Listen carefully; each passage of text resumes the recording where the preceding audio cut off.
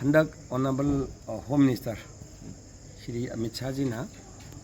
Manipur da thoi irang sina maram oiraga akhoi hedi maite yam sung ku pi nung sinadring hedi proper government thamba yai gore haibase masi dai to chuyaw yog daba mana pariba phamje. What is the meaning of his post? What is the duty of his post?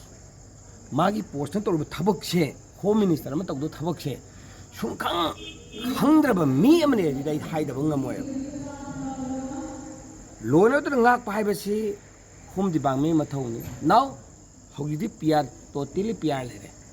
adu iburgadi sibo khoi machine nungsinadring gi khoi miyam na khanma mino sarkar se ma yaro habijibu masida lairiba state level BJP की party की chief BJP की यावबिद honour member सिंजे हाइबुंग मनुंग लेबे तिंदो अदुगो चामने हाइबदने माना ngangiस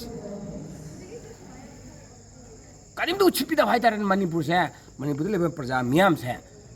खुई कयाना खुया फुनुंग खनबा यामना मिगी करिहानी मियबिगी right मियबिगी integrity मियबिगी dignity जे चोंगांग गांगदब मियमना nganगदो थबक तो ngasi honourable Amit Shah ji ना ngange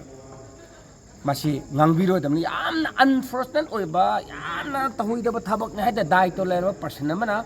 India gi Manipur India punamaki home minister ni pa mana ngasagi pier lebe jaga sida ende paim tharaga maduai shorok toguni thunu jo sagar semai gara tra semar amar hai gayo aduga khoi machine nung sing proper government thamba yaru haibjibu adudi yaubiro onama member sing bu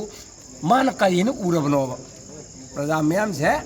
ओदुगी ओनम members इन BJP दे support तोबलिबा NPP की इचिना ओनम members इन JDU की ओनम मेंबर्स इन मरुइन ओनम मेंबर बीजेपी प्योर ओइबा मेंबर्स इन दो अदुबु मखोय करिने लौबिरबो करिने लौबिबनो मदु यारबिदा मुक्ता मदु खुथिनजन बिरे हारगा मदु अमगा मिशन नेशनल लेनाबदो सिकि क्राइसिस सॉल्यूशन मिनना बा हाइदना मतेंग पांगबियु उनजि हाइबक्तो यारक्तरिने अदुदगिदि सी आई याम तमो बिरेना आई ngamaroina resign to khal abneba adudi pr la amnina pr gi tawbum thawbo thabak tubu ngamaro hargan ma he must surrender ma gi post ma resign to mum thokraba ma ngamaro haitaradi adudi angamba home minister ohenga ni pa ma qualify ni pa mo hinga dong na ta dai to la bisu lai lai traba mi ma haiba ni pa dong ngang do chap manara asi amisana handak khoibu manipur do thoib thongbo si matang ma seriously loram da ba se अदुदी माना थोंबा हाइबदु चामनाबो film लाय अखोय मसिन कौनबदा मी खनाबा मतमदा मी मनंग एनंग तौदल तंग मदु नुगाति तौना कोना हेंचेक तौ हाइबा मिदु तौबो ngमदि कई असिना ताबोदि मनि थु इरांग नाम से अदुम थोलगा थमगे मनिपुर सिबा यागे सिरो मांग नंग नोय थोकदो तौररो हाइबदु चामनाबा फिल्म दो चामना हाइररे मतममदा आई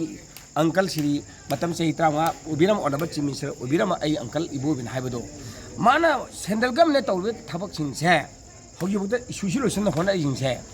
नोय थोब हाना गरे छुला अंगम मंगाना हिंगो हाइबदो सामाने हाइबदो सामाना थोलेबा ngasiदी मचिना दारे हारेब ओनबल होम मिनिस्टर